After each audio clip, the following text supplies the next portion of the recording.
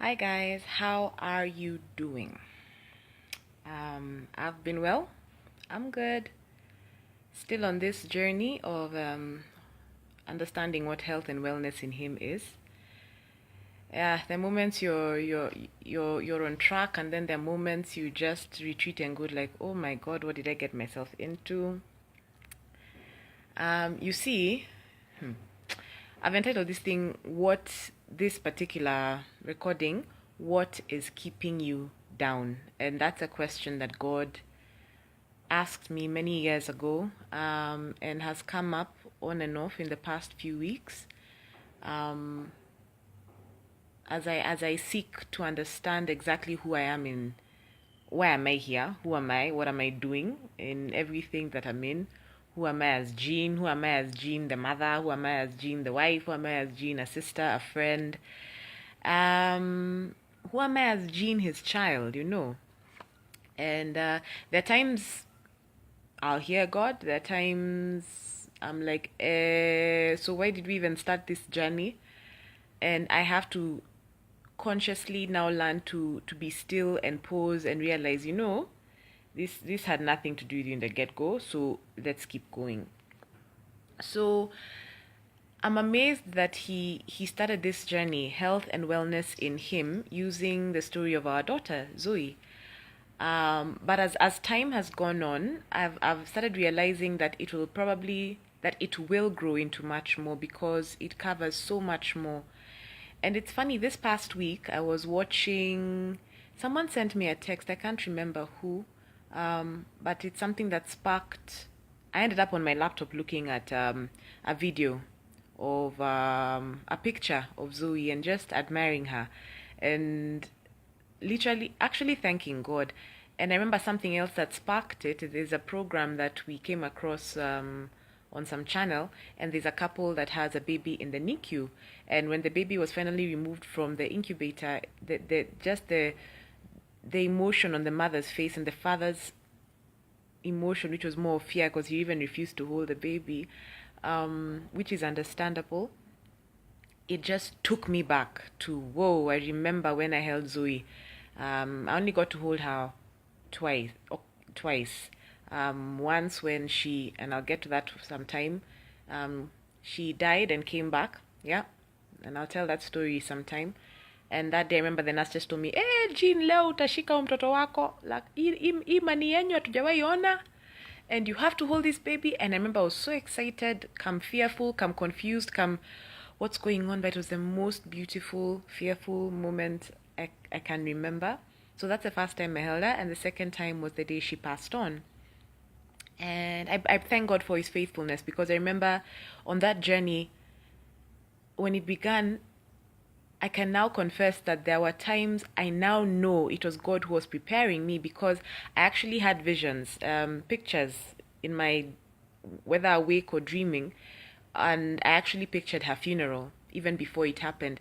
And I see it was God trying to prepare me, but then I was like, Shetani ashindwe, all these things. The way we keep bringing the devil into these things when it has nothing to do with him, God was actually preparing me. And I digress, but no, I don't. I'm sure that it's all guided and it will all head somewhere.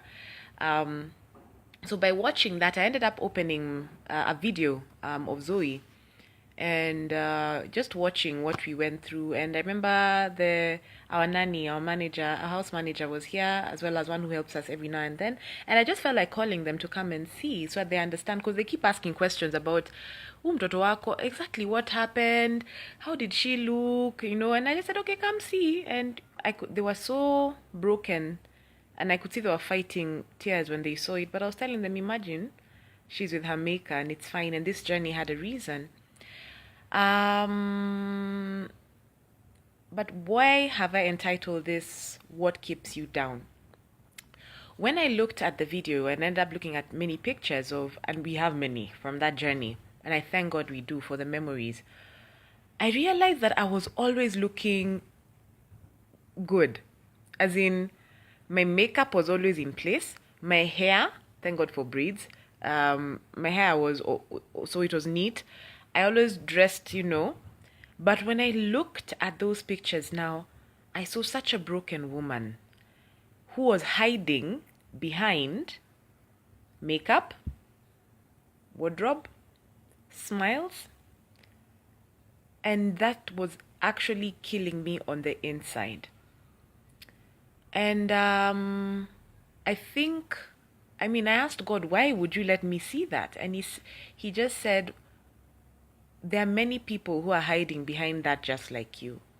There are many people who have not accepted the person that I have made them to be. There are many people who are trying to recreate the people that I made them. Yet when I made them perfectly. And sorry, I'm tearing because sometimes when you know God's heart, and when His Spirit allows you to feel where as He feels, it's really sad when you literally, as in, let's take a moment. This is God. He created you. He made no mistakes. But because of life and the pressures of life and what society has defined as beautiful, as handsome, as fat, as thin, as attractive, unattractive, as in so many things that society has just drilled in us from our childhood. It could even have started in our very own homes. We grow up with such a warped sense of identity that we forget who God made us to be. And I had to go through that very heavily. Was it last year? When I had a day when God instructed me to go see someone without makeup. And I was like, yeah, no, that can't be God's voice. No. What do you mean no makeup? I was so used, because of my background in the media, I was so used to covering up, because when I was in the media, hey man, I had to cover up because I battled with what society has labeled acne.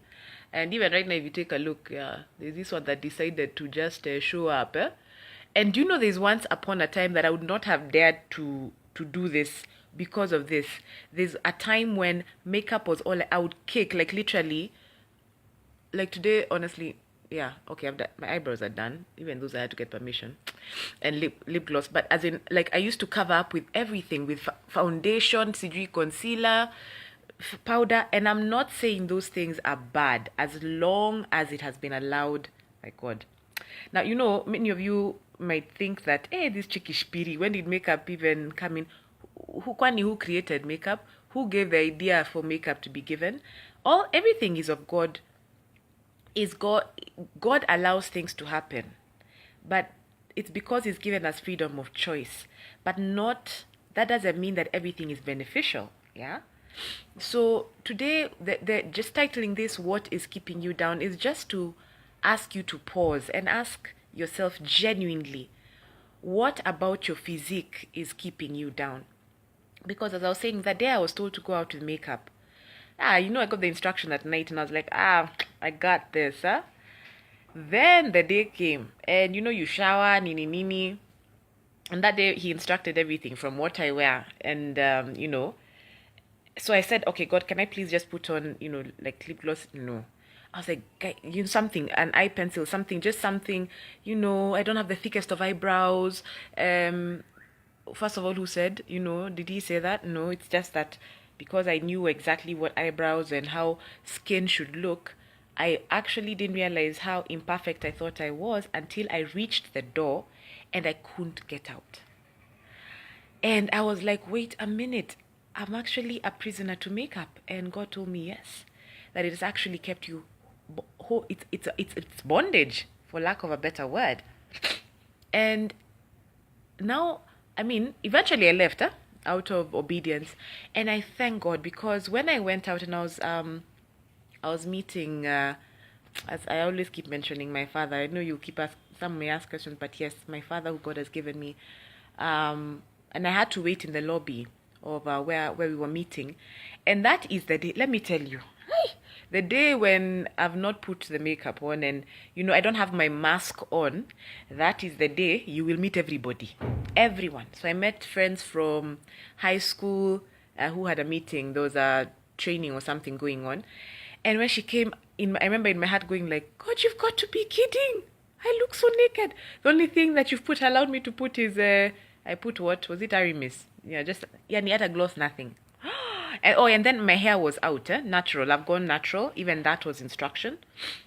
Because once I met the hair was also understanding why I'd been fighting the hair that grows out of my roots. There's nothing, and please note, I am not attacking any form of hairstyle or, God could allow you. I mean, I could love my natural hair. God could tell me tomorrow, shave it all. He could tell me, perm it. He could tell me, put a curly kit or do dreads, which I had. I think there's nothing I've not done with my hair, actually. I've had dreads. I've done a color, short, bob cut. I had curly kit in my childhood. I had the perm. Yeah, done it all. Now it's all natural. So this is just something to hold it for now. So that day I was totally natural. And that's the day you meet people. And then we talk and we hug. And of course, I have learned the art of masking. Haven't we all? Haven't we? Many, particularly women. We know how to hide it. Men too, but somehow you guys have learned how to hide behind egos. But even men get broken and image is a big deal. But the lady, one of the ladies told me, and you're glowing. And I was like, oh, thanks. But in my head, I was like, huh? And when they left, I sat there and I was in tears, fighting tears, because I was like, I'm glowing. I'm glowing. I'm glowing.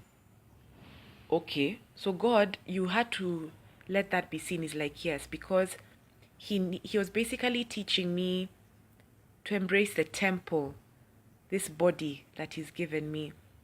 And it takes me back to 1 Corinthians 16. I'm not going to pretend that I know it word verbatim. I know I've written notes about it. And 1 Corinthians 6, 19 to 20. And just about, our bodies are temples of the Holy Spirit. That we're not our own. That we were bought at a price. And therefore, our bodies, our spirits are supposed to give God glory. And that day, what stood out is that when I wasn't covered up, I was glowing, and it was not me. It was him in me because of obedience. And since then, it's been a journey of embracing who I am in him, because I realized one of the things that was keeping me down is if I can't even embrace the very temple, the body, sorry. Yeah, tears can do that too. If you can't embrace the very temple, this that God has given us to live in while we're here to do work for him, how else will we embrace the things he's put in us, in our hearts, to birth, to do that which he requires us to? We need to be comfortable and confident and bold in knowing who we are. You know that song of Sinach, I know who I am? You should see my daughter dancing to that song. Yeah? That child knows who she is, and I bless God. She just keeps reminding me, do you know who you are? So do you know who you are? What is keeping you down? Women, you're beautiful. We are so beautiful. We are different because God is a creative. Some of us are bigger, we're smaller. Some of us are lighter, some of us are dark. We have Caucasian, we have, Somali, we have Hispanic, Arabic. As in, God is God. He makes no mistakes. There's a reason that he's made us all this way. And if you have a problem with your image or something is wrong, why not take it back to him and ask him, hey, Papa, so why is this thing bugging me? For me, I've been on a fit, healthy weight loss, I don't know what to call it, but a health journey with God it'll be a year in June. And for me, he took me back to exercise because, first of all, it really helped me to clear my mind. And as I run or as I work out, there's a silence especially when I run and I'm in the field and I feel the wind and he speaks to me in nature. And just understanding whose body is this? This body is given me. There's so much it can do. There's so much I've learned about food and what our bodies can do and what true health even physically can do for us. Because sometimes, let me tell you, even what you put in your mouth, imagine you need it. Just don't throw things into you. Just don't drink things for the sake of drinking. Don't Don't just laze around, or unless he asks you to. I have days he just tells me, child, you need to rest. And I'm like, hallelujah, wacha nilale, you know? And so who are you in him? How do you see yourself? When you look in the mirror, what do you see? Because imagine when God looks at you, he sees beauty. Imagine he sees beauty. Do you see that? And if that is all warped, why not just start asking questions? Even if maybe you've not met God personally, just start asking yourself questions like, okay, so let's say you're called what? Andrew. Andrew, what don't you like about yourself, Andrew? Okay, I don't like this thing. This is why. Then maybe start taking. Actually, this journey is only something that God can reveal to you. Yeah. So why not know him first? Yeah, just ask him, God. So maybe I've not been talking to you for a while now, but I'm starting to understand that maybe I don't like what I see. Why don't I like what I see? Teach me to like and love this that you've made, because guys, we are beautiful. We are beautiful. We are fearfully and wonderfully made. And there's this statement guys like saying, at some more fearfully than others. Imagine I used to laugh about it. When I think about it, imagine that's just a sad statement. That's just judgment. And we are not judges. And it's just not nice. Yeah, it's not kind. And when you think about the fruit of the Spirit, kindness being one of them, just what are you telling people? Are you one of those who's putting people down? Yeah. But anyway, I'm trying not to yap as much as I always do. I might follow this up with another video. But for right now, I just want to pose the question to you. What is keeping you down? When you look in the mirror, what do you see? Do you see as God sees? Imagine you're beautiful, you're handsome, you're whole, just as you are, no matter what issue you have, whether it's a pimple or a boil somewhere or hair falling out. Hey, I struggled with that after the babies. I had a full dreadlock fall. Whee! Anyway, shaved those. I realized I am not my hair. Anyway, yeah. So just take the time and pause and ask yourself who you are. What do you love? What do you need to do? What is God instructing you to do to work on his temple? Yeah. So I'm gonna leave it at that. So health and wellness in him. I thank God because I was able to look at pictures back while I was in ICU with Zoe to realize I was so broken. I was in so much pain. But I covered it up with makeup and smiles and all that. But sometimes God needs you to just come to him as you are. Come naked and unashamed to him. Break down if you need to. Wipe whatever you need to off. And just come as you are. Because people, God makes no mistakes. You're here for a reason. We're all here for a reason. And before you understand that which is put in you, can you understand and love that which he's made you? And stop letting it put you down. God bless you guys. See you soon.